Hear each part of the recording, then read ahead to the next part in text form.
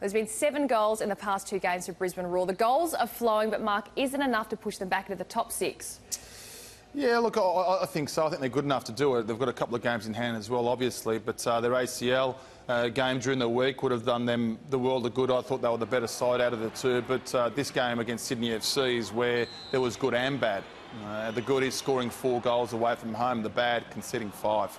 And we heard one of their players, Jerome Polens, speak after the game that he wasn't happy at all because they're not going to achieve anything, particularly if they do make the top 6 in the finals, if they go and continue to travel away from home, which they'll have to, and concede 5 goals like they did against the Sydney FC team who were on fire. Good to see young Devante Kluke get his opportunity in the Champions League, a fantastic young player as well, scores a double, and he'll get more game time as the season progresses, you'd think.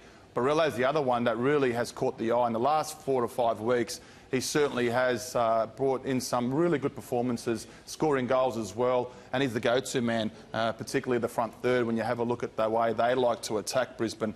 But it's all for them. I think they're in a good vein of form. They have scored 7 goals in the last 2 games, if you include the Champions League, but they have conceded 8.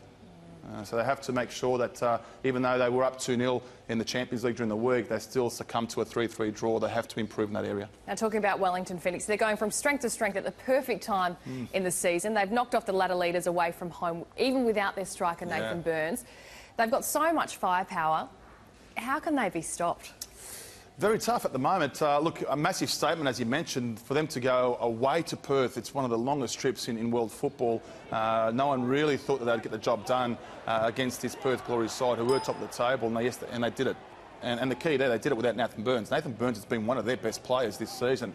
So they've got depth. You know, Joel Griffiths has come in as well, and he's fitting perfectly. Their back 4 is one of the best in the competition. Their back 2, Sigmund and Durante for mine, I think that they are the strongest combination in the competition. They have such a good understanding because they've played together for such a long time. In Krishna up front, they've got a guy that can score goals willy-nilly as well. Nathan Burns comes back into the team this week too, so they certainly have depth. A very strong defensive unit. Glenn Moss is keeping between the sticks as good as I ever have seen him. A really tough team to break down, an unpredictable side as well. Ernie Merrick for mine as well at this point of the season. He's probably the coach of the year, the way he's turned around this Wellington Phoenix side. So credit must go to him too. They're going to Brisbane with a lot of confidence. A lot of confidence, and for mine, I can't see them not winning this game. So enough confidence for the 3 points? I think so. All right, make sure you catch all the action from 5 p.m. Eastern Daylight Time, live and exclusive on Fox Sports Channel 505.